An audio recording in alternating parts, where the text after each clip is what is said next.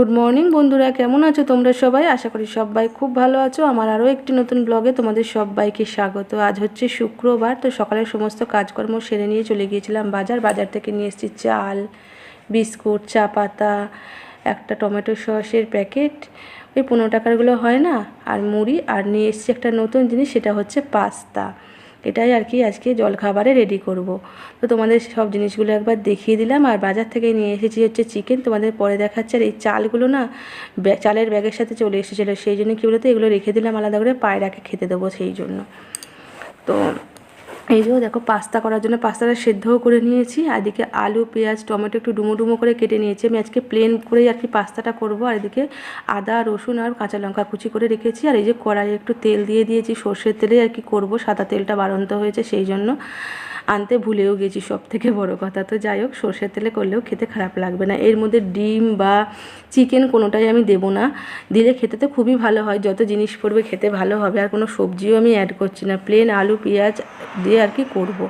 তো যাই হোক, প্রথমে দেখো তেল গরম করে নিয়ে আমি তেলের মধ্যে আদা, রসুন আর কাঁচা লঙ্কা কুচিটা ভেজে নিয়েছিলাম খুব হালকা করে। তারপর আলু আর টমেটো দিয়ে দেখো ভালো করে ভাজা ভাজা করে নিয়েছি, একটু নুন আর হলুদ দিয়ে। আর হ্যাঁ, একটুখানি সয়া সস দিয়েছিলাম এর মধ্যে, খেতে ভালো হয় সেই জন্য।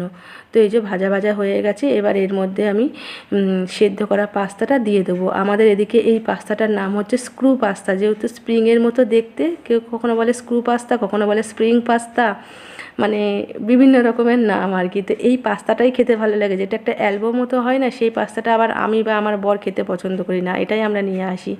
তো দিয়ে দিচ্ছি একটুখানি চিলি সস, অল্প করেই দেবো যেহেতু আর কি কাঁচা লঙ্কা কুচি দেওয়া আছে সেই জন্য। আর দেবো হচ্ছে টমেটো সস, যেটা নিয়ে এসেছি আজকে। আর দেবো একটুখানি চিনি, আর একটু অল্প করে আর কি ম্যাগি মশলা ছড়িয়ে দেবো, দিয়ে ভালো করে ভাজা ভাজা করে নেবো, ভাজা ভাজা করে নামিয়ে নেবো। এটা খেতে খুবই ভালো হয়, আমার বর তো খেতে খুবই পছন্দ করে। আসলে কি বলো তো, আজকে পাস্তা করার কোনো প্ল্যানিং ছিল না।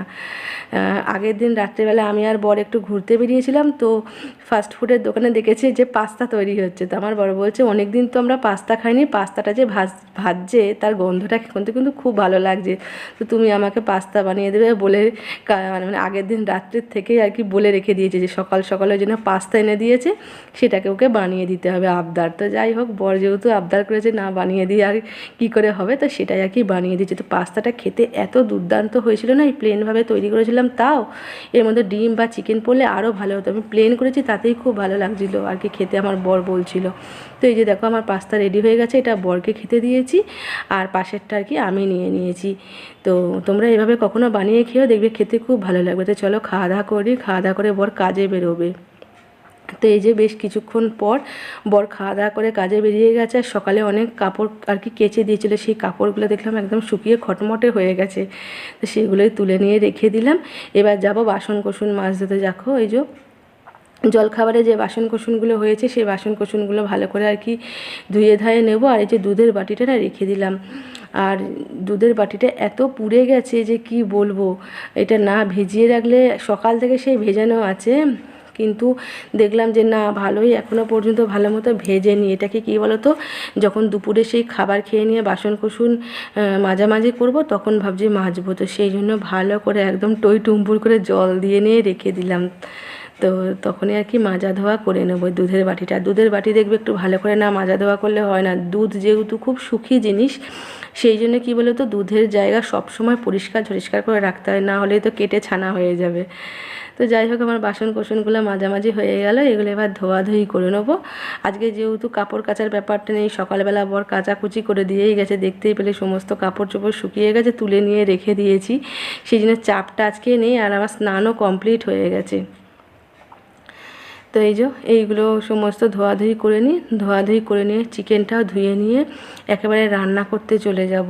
অনেকটা প্রায় বেলা আর কি এগিয়েও গেছে, তো বেলা এগিয়ে গেলে কোনো অসুবিধা নেই, যেহেতু বর দেরিতে আসে, কোনো অসুবিধা নেই। যে বালতিগুলোও সরিয়ে রেখে দিলাম রোদ থেকে, এত রোদ না, নাহলে বালতিগুলো যাবে একদম।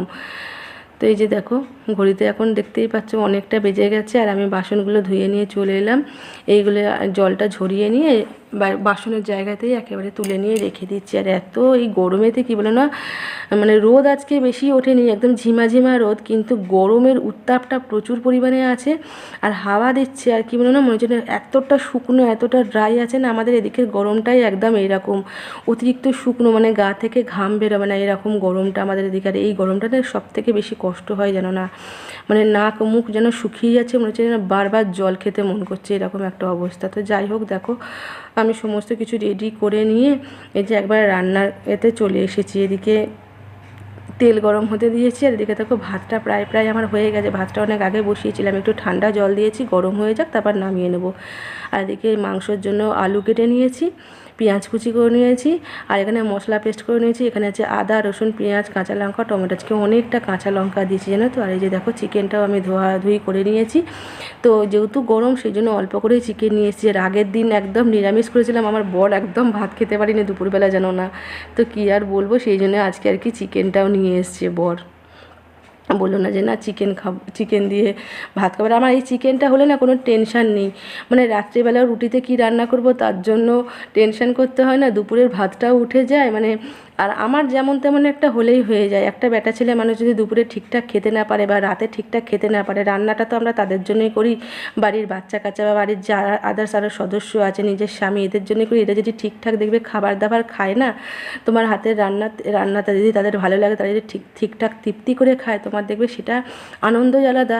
আর তাদের খাওয়া দেখেই যেন মনে হয় যে না, নিজেদের এই যে কষ্ট করে রান্না করাটা এত গরমে সেটা যেন সার্থক হয়েছে, এটা যেন মনে হয়। তো আগের দিন আমার খুব খারাপই লাগছিল, একদম নিরামিষ করেছিলাম বলে, তো বর একদম সেভাবে খেতে পারিনি, মানে খেয়েছে যেন সেটা যেন তৃপ্তি হয়নি হইতে, সেই জন্য আজকে বললো যে চিকেন নেবো। তো আমি আর বারণ করে নিচ্ছি, আমি বললাম ঠিক আছে নাও, তোমায় না হয় রান্না করে দেবো। তো সেটাই দেখতেই পেলে আলুটা ভেজে তুলে নিয়েছিলাম, তারপর পেঁয়াজ ভেজে নিয়ে পেস্ট মশলা দিয়ে ভালো করে কষে নিয়ে এবার মাংস আর আলু দিয়ে, আর রোজের যে মশলা আর কি আমরা ব্যবহার করি, আমি ভাজা মশলা জিরে ভাজা, তারপরে গোটা ধনে ভাজা, এগুলো ভেজে নিয়েই তো আমি ব্যবহার করি গুঁড়ো মশলা, সেগুলো সমস্ত কিছু দিয়ে নিয়ে কষা চলছে। আর এই চিকেন তো খুব তাড়াতাড়ি হয়ে যায়, যেহেতু দেশি চিকেন নয়, এটা অল্প একটু আর হতে বাকি আছে, হয়ে গেলেই আর কি ঝোলের জন্য জল দিয়ে দেবো। তো কষতে কষতেই তো চিকেন সেদ্ধ হয়ে যায়। তো দেখো আমি এই মিক্সি ধোয়া জলটাই ব্যবহার করলাম, বেশি জল দেবো না, যেহেতু চিকেনটা কম আছে সেই জন্য আর কি বেশি ঝোলের জন্য একদম জল দেবো না, মানে খুব পাতলা আর কি করবো না। তো সেটা একটু নেড়ে দেবো, জলটা দিয়ে নিয়ে আর কি ঢাকা দিয়ে দেবো, খুব জোর হবে না দমে, মানে একদম ফ্লেমটা হাই করে দেবো, খুব জোর 5 মিনিট ফোটাবো, ফুটিয়ে নিয়ে তারপরে নামিয়ে নেবো, তাহলেই হয়ে যাবে আমার চিকেন রেডি হয়ে যাবে। তো একদম নামিয়ে নিয়ে তোমাদের না হয় দেখাবো। তো আমার চিকেন রান্নাটা আর কি রেসিপিটা আমার চ্যানেলে দেওয়া আছে, তোমরা চাইলে গিয়ে নিয়ে দেখতে পারো।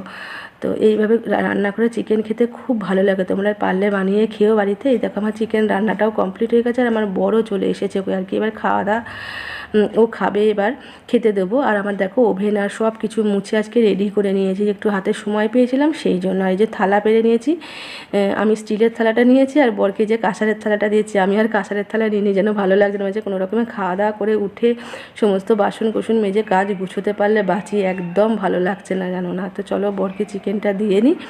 আর আজকে যেহেতু চিকেন হয়ে যাচ্ছে, আমার বর খালি কী বলছে বলে না, আমার খিদে পেয়েছে, তুমি আগে আমাকে খেতে দিয়ে দাও, তারপরে আমি অন্য কাজকর্ম করব। মানে চিকেন বলো মাটন বলো খেতে না ও খুব ভালোবাসে জানো তো, মানে এমন নয় যে খুব অতিরিক্ত খেতে হবে, তো 1-2 পিস দিলেই যেন ও ভাতটা খুব তৃপ্তি করে খায়।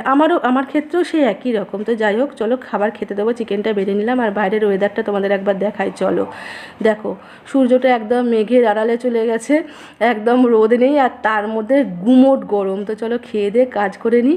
আর এই যে তারপরে সন্ধেবেলা বেরিয়েছি দুজনে ঘুরতে, অনেকটা রাত হয়ে গেছে, সন্ধেবাতি দিয়ে নিয়ে বাড়িতে একটু কাজ করছিলাম, সেই কাজ করে নিয়ে একটু রাত করেই আর কি দুজনে বেরিয়েছি। তো বাসন্তী পুজো তো এখন হচ্ছে, তো আজকে হচ্ছে সপ্তমী, তো সেই সপ্তমীর দিনই আমরা বেরিয়েছি একটুখানি রাতে ঘুরতে। আর এখানে দেখো লটারি খেলা চলছে, আর এখানেও একটা পুজো হয়েছে, তো ভেতরে আর ঢুকলাম না, অনেকটা রাত হয়ে গেছে বলে।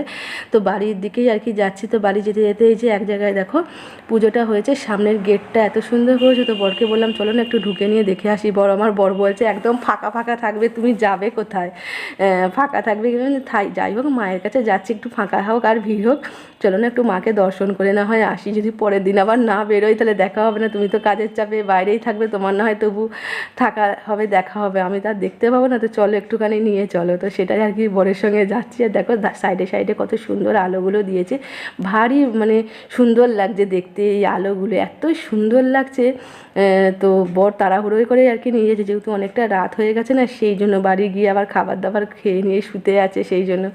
তো যাই হোক, দেখো এই যে দূর থেকে দেখেছো দুর্গা মন্দিরটা কত সুন্দর লাগছে, এটা একটা দুর্গা মন্দির, দুর্গা মন্দিরের ভেতরেই হয়েছে। যাই হোক, বাসন্তী পুজোটা তো আমরা দুর্গা পুজো হিসেবেই আর কি হয়, 4 দিন হয়।